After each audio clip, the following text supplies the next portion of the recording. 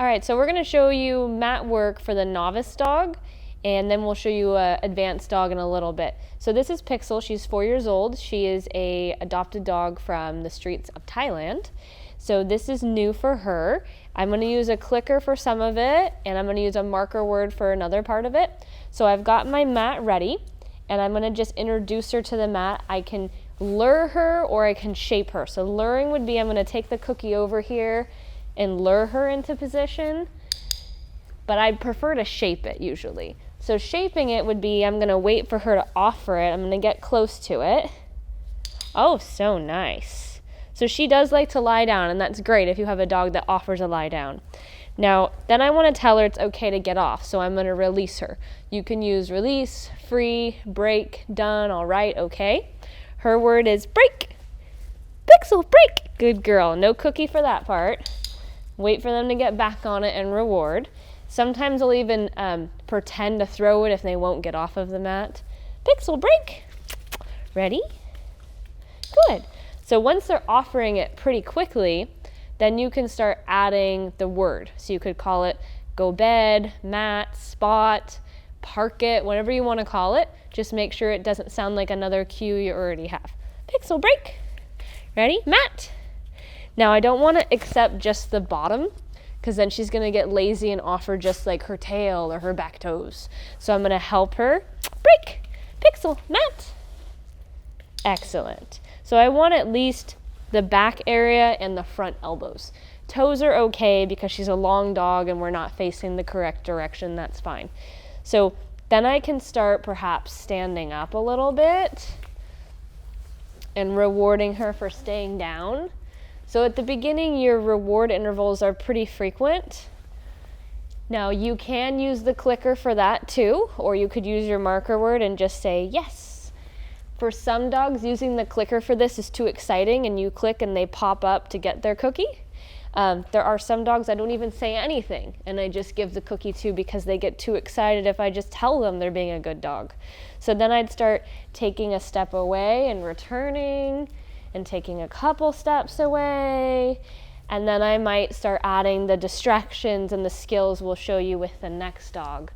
So this is the mat behavior that we use in class, but it has a ton of different ways you can use it at home, which we'll go over with the next dog. So we already showed you with a novice dog how to start mat work. Once your dog is laying on it when you say your cue and they're staying for a short duration, then you start adding more advanced skills. So we can work on duration, distance, distraction, and sends. So duration would be, my dog is to the point where I don't have to treat frequently, every 3 seconds. I could hold out on every 5 seconds, every 10, every 30, until you're up to minutes, obviously. So I don't have to treat Millie very often. In the video with Pixel, we do have to treat pretty often. So in terms of, hi, you're listening to me. In terms of once you are achieving duration, then you start working on sends. So I'm gonna call her off, release, and I'm gonna tell her, go bed. And then we can work on how far away can I send her. Why does that matter? I'd like to be able to send a dog to a different room sometimes, or if someone's knocking on the door, to send them to their mat, no matter how far away their mat is. You could use a crate as well, it doesn't matter. Now we've got our duration, we've got our sends, and then we can also work on distance. How far away can I be? Can I go answer the door? Can I go answer the phone in another room, go use the bathroom, and my dog stays? And then we obviously have distraction. So this is where the dog is on the mat and you start doing distracting things. So you might, you might take a treat and put it down, and the dog is not allowed to take it because the mat is an implied stay. I shouldn't have to say leave it or say anything. I can reward her, but she's not allowed to get up. So you can do food. You could also do like a bone or something the dog likes. Oh, that's hard to resist checking that out, huh? Good girl. You could also do toys. Whoops.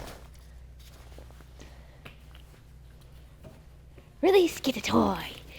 Oh, you don't want the toy. You'd rather be a good girl on the mat. Good girl. So why would you want to work on distractions? If you're using the mat for guests coming to the door, that's obviously a distraction. But also if you take your mat on the go, so if you take your mat to a restaurant or a friend's house or a family picnic, we want your dog to be able to stay there during a distraction event. People also like to use the mats when they're eating dinner. And eating dinner is very distracting for most dogs. So that's our mat video. Work through the skills as your dog progresses, and you can use verbal marker or a clicker. Vary your rewards and have fun with it.